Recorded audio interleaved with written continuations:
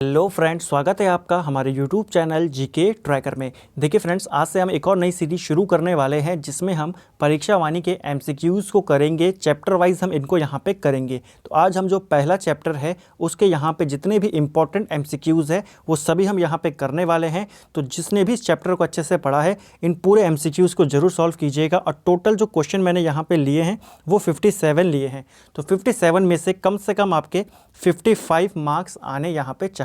तो चलिए वीडियो को शुरू करते हैं और वीडियो के एंड में आपको अपना कमेंट जरूर करना है स्कोर को कि आपका स्कोर यहाँ पे कितना रहा है। बहुत इजी क्वेश्चन और कई बार हम इनको पढ़ चुके हैं। ठीक है, तो चलिए वीडियो स्टार्ट करते हैं। उससे पहले कल जो मैंने क्वेश्चन पूछा था कि जो आदित्य नारायण पुरोहित हैं वनस्पति वैज्ञानिक, उनको पद्मश्री कब मिला था, तो उनको पद्मश्री से 1997 में सम्मानित किया गया था। बहुत लोगों ने सही जवाब दिया, लेकिन सबसे पहले सही जवाब दिया था अभिलाषा वर्मा जी ने। ठीक है, तो चलिए आज का क्वेश्चन भी आपको आगे मिल जाएगा। तो आज की वीडियो को शुरू करते हैं। सबसे पहले बात करेंगे पहला क्वेश्चन, निम्न में से कौन सा उत्तराखंड का राजकीय पक्षी है। बहुत ही इजी क्वेश्चन है। उत्तराखंड का राज्य पक्षी कौन है? मोनाल है। ठीक है, ऑप्शन सी पहले का राइट आंसर होगा। दूसरा प्रश्न है, उत्तराखंड का राजकीय पुष्प आपने बताना है। तो ये भी इजी क्वेश्चन है, रिपीटेड क्वेश्चन है। राजकीय पुष्प कौन सा है उत्तराखंड का? वो ब्रह्मकमल है। ठीक है, बुरांस क्या है? राजकीय वृक्ष है। चले, तीसरा प्रश्न है, आस्कोट वन्यजीव अभयारण्य किस जनपद में स्थित है? तो जो आस्कोट वन्यजीव अभयारण्य है, कस्तूरी मृग सर्वाधिक यहीं पाए जाते हैं और ये स्थित है हमारे पिथौरागढ़ में। और इसकी स्थापना कब की गई? 1986 में इसकी स्थापना की गई थी। अगला है हमारा, राज्य पक्षी मोनाल का प्रिय आहार क्या है? तो जो मोनाल है हमारा राज्य पक्षी, इसका प्रिय आहार क्या है? सबसे ज़्यादा इसको क्या पसंद है? तो सबसे ज़्यादा इसको पसंद है आलू। ठीक है, तो आलू को ये काफ़ी ज़्यादा नुकसान पहुंचाती है, आलू की फसल को। अगर आपको पूछा जाए जो कस्तूरी मृग है, कस्तूरी मृग का प्रिय भोजन क्या है? तो वो है केदार पाती। ठीक है, ये भी आपको ध्यान में रखना है।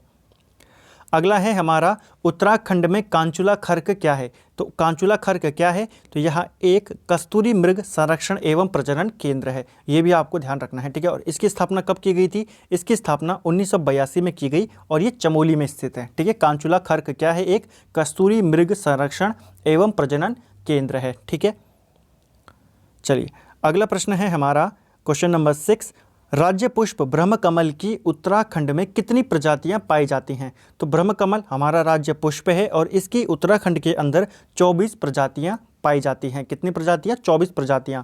और ब्रह्मकमल की पूरे विश्व में कितनी प्रजातियां पाई जाती हैं? 210 प्रजातियां।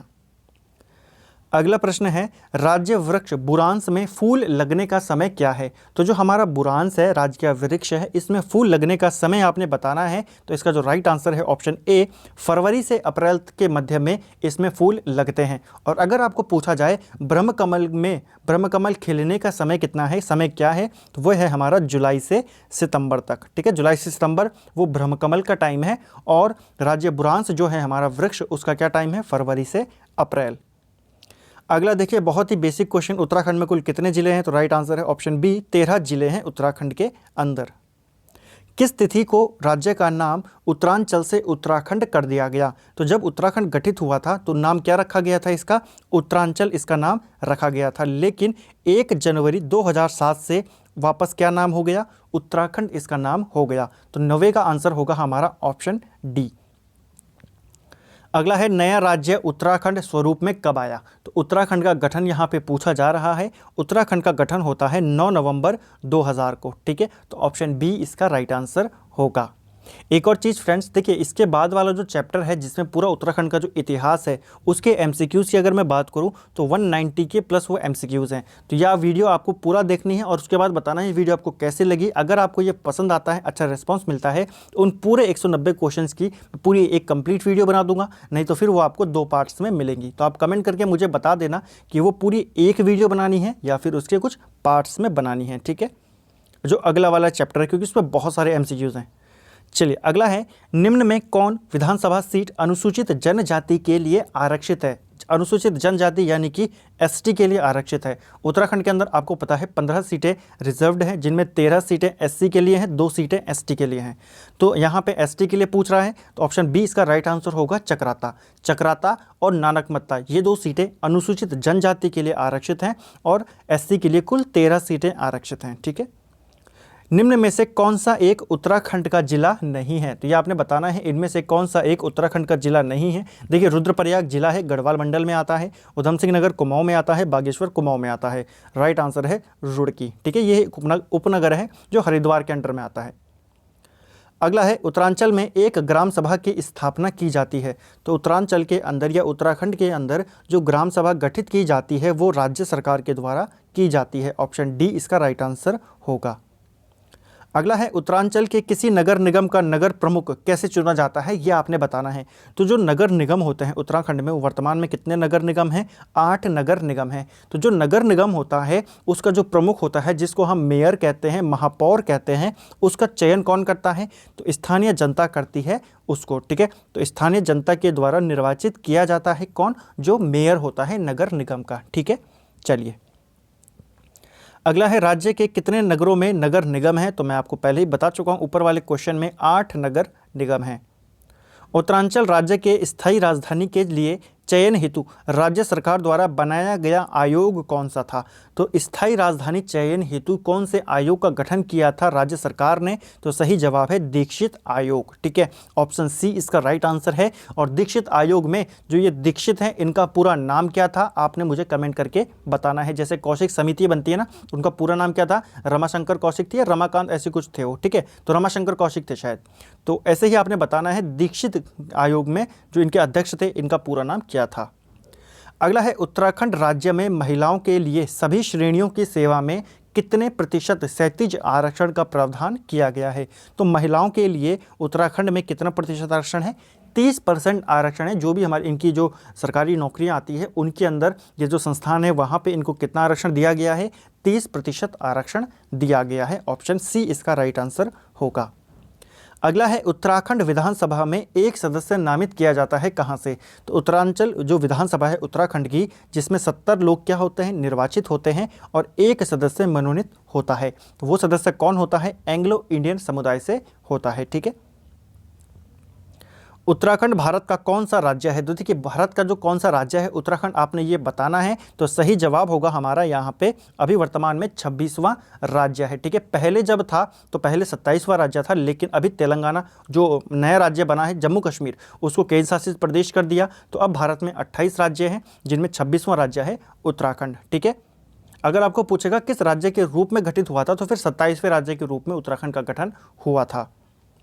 उत्तराखंड उच्च न्यायालय कहाँ स्थित है? बहुत ही इजी क्वेश्चन है, बेसिक क्वेश्चन है। उत्तराखंड उच्च न्यायालय नैनीताल में स्थित है। ठीक है, राज्य उच्च न्यायालय में अध्यक्ष सहित न्यायाधीशों की कुल संख्या कितनी होती है? तो देखिए जो उत्तराखंड हाई कोर्ट है इसके अंदर जजों की अभी जो कुल संख्या है वो 11 संख्या है। ठीक है, 9 जज जो हैं इसमें परमानेंट हैं और 2 इसके अंदर एडिशनल जजेस होते हैं। ठीक है, जिनको हम तदर्थ जो जज हैं वो भी बोलते हैं। तो अगर आपको पूछा जाएगा कुल संख्या कितनी है तो 11, अगर पूछेगा परमानेंट जजों की संख्या कितनी है तो 9। और वर्तमान में हमारे उच्च न्यायालय के जो मुख्य न्यायाधीश हैं वो कौन है? तो RS चौहान अभी वर्तमान में उत्तराखंड के मुख्य न्यायाधीश हैं। ठीक है, अगला है निम्न में कौन गढ़वाल मंडल में नहीं है? बहुत ही इजी क्वेश्चन है, इनमें से कौन गढ़वाल मंडल में नहीं आता है? ऑप्शन बी, जो ऑप्शन डी है बागेश्वर, ये कुमाऊं मंडल में आता है। देखिए गैरसैंण मंडल बना दिया गया है लेकिन अभी ऑफिशियली नहीं हुआ है। जब बन जाएगा तो फिर यहाँ पे जो ये ज्योग्राफी है थोड़ी सी वो चेंज होगी, लेकिन तब तक आपको यही याद रखना है। ठीक है,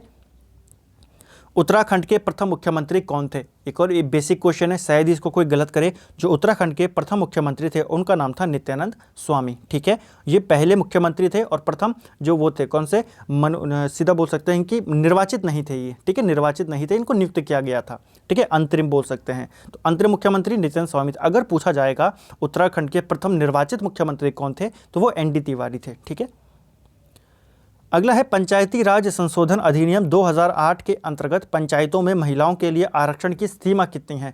तो पंचायतों में महिलाओं के लिए आरक्षण है 50%। ठीक है, तो ये आपको ध्यान रखना। देखो अगर सेवाएं पूछेगा तो सेवाओं में 30% का आरक्षण है, लेकिन पंचायतों की बात आएगी तो 50% आरक्षण है महिलाओं के लिए। ठीक है, अगला है मोनाल पक्षी किस ऊंचाई तक मिलता है? तो जो मोनाल पक्षी है ये किस ऊंचाई तक मिलता है ये आपने बताना है। तो जिसका राइट आंसर होगा ऑप्शन डी इसका राइट आंसर है। 8000 से 20,000 फीट तक ये पाया जाता है। ठीक है, और अगर मीटर की बात करें तो लगभग 2500 मीटर से 5000 मीटर तक ये मिलता है।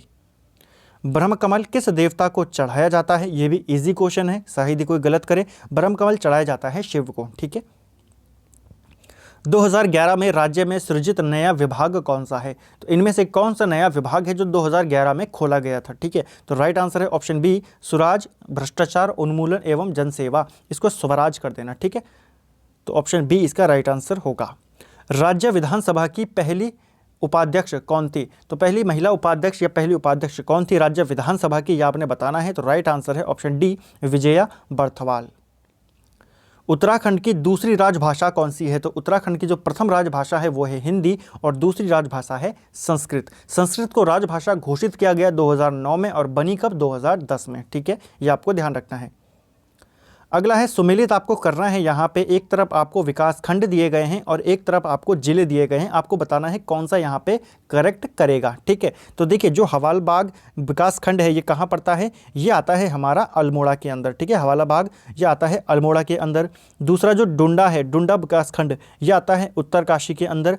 ओकला खांडा ये आता है हमारा नैनीताल में और खानपुर ये आता है हरिद्वार में।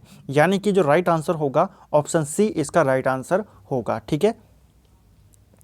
अगला है उत्तराखंड के सर्वाधिक व सबसे कम क्षेत्रफल वाले जिले कौन से हैं? तो उत्तराखंड के सबसे बड़ा और सबसे छोटा आपको जिला यहाँ पे बताना है। तो जो राइट आंसर होगा यहाँ पे, सबसे बड़ा जिला है हमारा चमोली और सबसे छोटा जिला है हमारा चंपावत। तो ऑप्शन बी इसका राइट आंसर होगा, ठीक है। चलिए अगला है हमारा क्षेत्रफल के घटते क्रम के आधार पर राज्य के निम्न जनपदों में सही है, यह आपने बताना है कि कौन सा क्रम यहाँ पे सही हमारा होगा, ठीक है। तो देखिए सबसे बड़ा जिला कौन सा है? आपको पता है सबसे बड़ा जिला है चमोली, फिर आता है उत्तरकाशी, पिथौरागढ़, पौड़ी और नैनीताल उसके बाद आता है। तो यही इनका क्रम है, ये आपको याद रखना है, ठीक है। चलिए अगला है राज्य की कुल 5 लोकसभा सीटों में से कितनी सीटें आरक्षित हैं? एक क्वेश्चन आपका यही बन गया कि राज्य में लोकसभा की सीटें कितनी हैं? 5 हैं। आरक्षित कितनी हैं? तो केवल एक सीट जो है अल्मोड़ा की सीट वो रिजर्व्ड है, बाकी सभी सीटें क्या है? जनरल हैं। उत्तराखंड के प्रथम राज्यपाल कौन थे? तो उत्तराखंड के पहले राज्यपाल थे सुरजीत सिंह बरनाला, ठीक है। ऑप्शन बी यहाँ पे राइट आंसर होगा।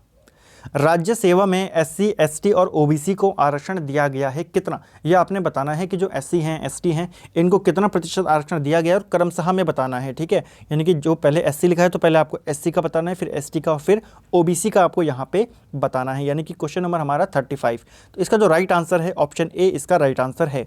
SC के लिए दिया गया है 19%, ST को दिया गया है 4% और OBC को 14% यहाँ पे आरक्षण दिया गया है। राज्य सेवा में स्वतंत्रता संग्राम सेनानियों व राज्य आंदोलनकारियों को आरक्षण दिया गया है। तो जो स्वतंत्रता संग्राम के सेनानी हैं और जो राज्य आंदोलनकारी हैं उनके लिए कितना % आरक्षण है? तो राइट आंसर है ऑप्शन बी, जो स्वतंत्रता सेनानी हैं उनके लिए 2% और जो राज्य आंदोलनकारी हैं उनके लिए 10%। रुद्रप्रयाग, चंपावत व बागेश्वर जिले से कब सृजित किए गए? अच्छा ये है तीनों जिले, रुद्रप्रयाग, चंपावत और बागेश्वर जिले कब बनाए गए आपने ये बताना है। तो राइट आंसर होगा ऑप्शन सी 1997 में। किस जिले में सर्वाधिक गांव हैं? तो सर्वाधिक गांव वाला जिला कौन सा है? तो पौड़ी गढ़वाल में सबसे ज़्यादा गांव हैं, ठीक है। सबसे ज़्यादा गांव कहाँ है? पौड़ी में। राज्य में राजस्व पुलिस व्यवस्था कब से लागू है? तो जो राजस्व पुलिस व्यवस्था है ये कब से लागू की गई? 1874 में इसको लागू किया गया था उत्तराखंड के अंदर और उस समय जो उत्तराखंड का कमिश्नर था, कुमाऊं कमिश्नर, वो था हेनरी रैमजे, ठीक है। तो राजस्व पुलिस व्यवस्था किसने लागू करी? हेनरी रैमजे ने। अगला है निम्न जिलों में सर्वाधिक क्षेत्रफल वाला जिला कौन सा है? अब आपने ये बताना है। देखिए आपको पता है उत्तराखंड का सबसे बड़ा जिला कौन है? वो है हमारा चमोली जनपद, ठीक है। उसके बाद उत्तरकाशी आता है, फिर पिथौरागढ़ आता है, पौड़ी आता है, नैनीताल आता है। लेकिन यहाँ पर पूछ रहा है इन जिलों में सबसे बड़ा जिला आपको बताना है। तो जो इसका राइट आंसर होगा ऑप्शन डी हरिद्वार, ठीक है। निम्न में उत्तराखंड की महिला राज्यपाल कौन थी? तो उत्तराखंड के अभी तक 2 राज्यपाल जो हैं वो महिला रही हैं। तो पहली महिला राज्यपाल आपको बताना है। तो राइट आंसर है मार्ग्रेट आलवा, ठीक है। तो मार्ग्रेट आलवा ये उत्तराखंड की पहली महिला राज्यपाल थी और दूसरी महिला राज्यपाल हैं जो वर्तमान में है बेबी रानी मौर्य, ठीक है। अगला है उत्तराखंड विधानसभा में कितने सदस्य मनोनीत किए जाते हैं? तो उत्तराखंड विधानसभा के अंदर 1 सदस्य को मनोनयन किया जाता है जो कि एंग्लो इंडियन समुदाय से होता है, ठीक है। अगला है राज्य लोक सेवा आयोग अपने कार्यों की वार्षिक रिपोर्ट किसको देता है? तो राज्य का जो लोक सेवा आयोग होता है ये अपनी वार्षिक रिपोर्ट देता है राज्य के राज्यपाल को। ठीक है, ऑप्शन सी इसका राइट आंसर होगा। उत्तराखंड मंत्रिपरिषद में अधिकतम मंत्री हो सकते हैं, तो आपको पता है उत्तराखंड मंत्रिपरिषद के अंदर जो मैक्सिमम मंत्री हो सकते हैं उनकी संख्या है 12। ठीक है, देखिए होता क्या है, आपको ये रूल है कि 15% से ज़्यादा नहीं हो सकते, लेकिन उत्तराखंड के अंदर अगर हम सीटों की बात करें तो 70 सीटें हैं। 70 का अगर हम 15% निकालें तो ये निकलता है लगभग, अगर आप देखें तो 15 7 105, तो 10 साढ़े 10 के करीब आता है। लेकिन दूसरी कंडीशन ये कहती है कि मंत्री किसी भी कीमत पे 12 से कम नहीं होने चाहिए। तो जो रिजल्ट आ रहा था वो 10.5 था, जो कि 12 से कम था, तो हमको मिनिमम 12 रखने ही हैं। उत्तराखंड में कितने रहते हैं? 12 मंत्री हो सकते हैं। उत्तराखंड विधानसभा में अनुसूचित जनजाति के लिए आरक्षित सीटों की संख्या कितनी है? तो देखिए फिर से वही है, अनुसूचित जनजाति यानी कि एसटी के लिए, और एसटी के लिए 2 सीटें आरक्षित हैं, जिनमें से कौन कौन है? एक है चकराता देहरादून की और नानकमत्ता उधम सिंह नगर की। ठीक है, एससी के लिए पूछेगा तो 13 सीटें हैं। उत्तराखंड में राष्ट्रपति शासन कब लागू हुआ था? तो उत्तराखंड में 46 दिन का राष्ट्रपति शासन लगाया गया था पहली बार। ठीक है, ये लगा था 27 मार्च 2016 को।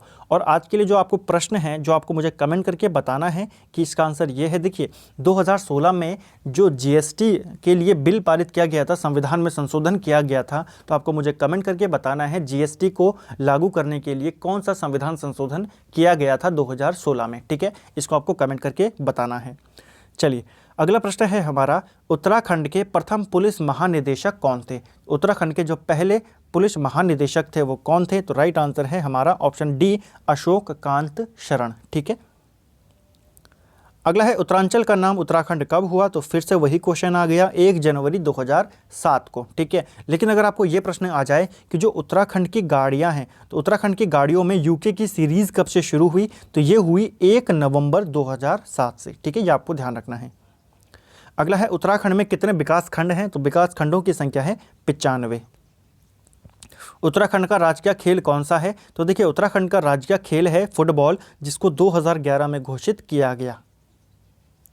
उत्तराखंड राज्य में राज्यसभा के लिए कितनी सीटें हैं? तो उत्तराखंड के अंदर राज्यसभा की कितनी सीटें हैं? तो राइट आंसर होगा यहाँ पर 3 सीटें हैं राज्यसभा की। लोकसभा की पूछेगा तो लोकसभा की 5 सीटें हैं और विधानसभा की यहाँ पे 70 + 1 सीट है। ठीक है, उत्तराखंड का उच्च न्यायालय कहाँ स्थित है? नैनीताल में है, ऊपर हम इसको कर चुके हैं।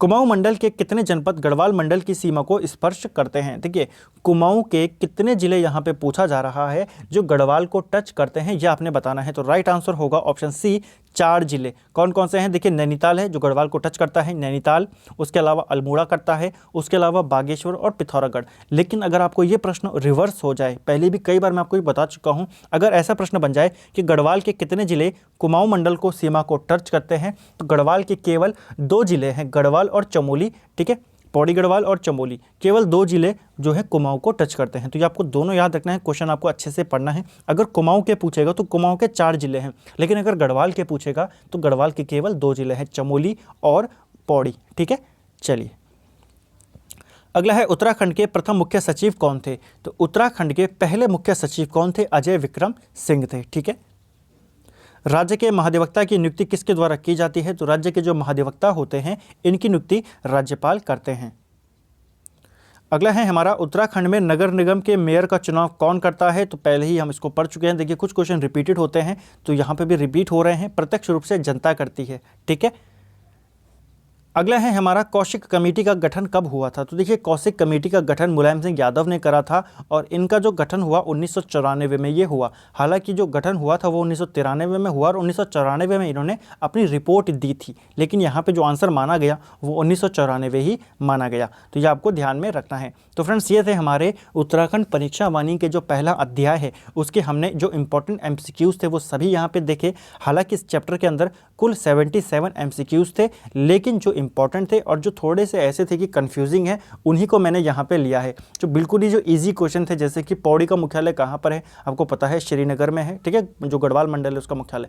तो ये बहुत ही इजी क्वेश्चन है, इनकी ज़रूरत नहीं थी। तो जो इंपॉर्टेंट थे और जो कन्फ्यूजिंग थे उनको मैंने यहाँ पर लिया है। उम्मीद करता हूँ आपको वीडियो पसंद आया होगा। वीडियो पसंद आता है वीडियो को लाइक करें, शेयर करें अपने दोस्तों के साथ, और चैनल पे नए हैं तो सब्सक्राइब जरूर करें। अपना स्कोर कमेंट करके ज़रूर बताएं, और साथ ही जो दूसरा चैप्टर है इसका जिसके अंदर 190 प्लस MCQs हैं उनको कैसे में आप देखना चाहते हैं एक वीडियो के अंदर या फिर पार्ट्स में, वो भी मुझे ज़रूर कमेंट करके बताएं। Thank you friends.